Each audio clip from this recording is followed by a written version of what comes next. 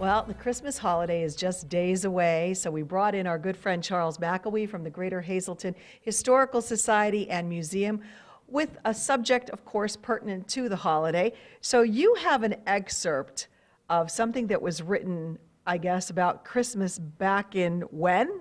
1888. Wow, back in 1888. So we thought it would be appropriate for you to tell us what things were like then and what the message was to the residents of this area back then. Absolutely, and of course, I mean, there's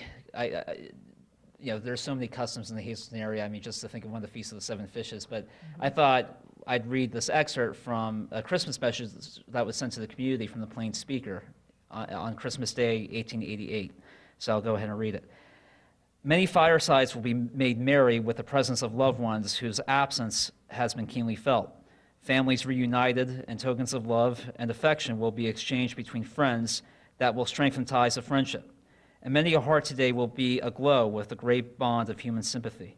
Today should in every sense be a day of rejoicing, and we should not allow the cares of life to lessen it. If we cannot give presents to the amount we gave in former years, let us give what we can and give it with an open heart.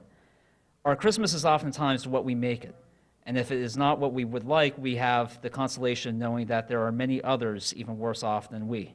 The best song to sing for Christmas time is the street song of charity in the poor man's home. While those who are in possession of a sufficient supply of the world's goods are enjoying themselves around the festive hearth, let them remember that the coal from which they got their comfort may have been furnished at the sacrifice of some poor miner's life. Let them not forget the little ones at home, and he who came for us to die will reward them in the hereafter.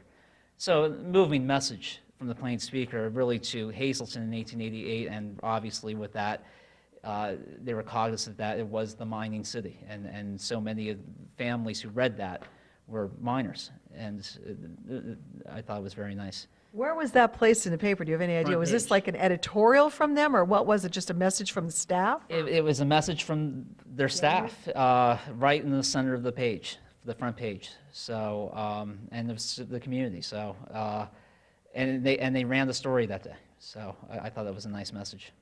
Well, very interesting to see how things have changed. I don't know if we'd see something. No. We see just, ads saying, Merry Christmas, Happy Hanukkah, Right. all different things like that. But we kind of don't see in that unless it's an editorial. Exactly. So it just shows you the evolution of newspapers. More likely you would see a message like that on social media today. Yeah, true. But not necessarily on the front page of a paper. But it kind of shows you how papers in the past were actually much more editorial than what we may remember. And they're actually far more objective today than they were in the 19th century. Go to hazletonhistory.org to find out more. Charles, Merry Christmas. Thank you for being with us. We look forward to 2018. Thank you. Same to you.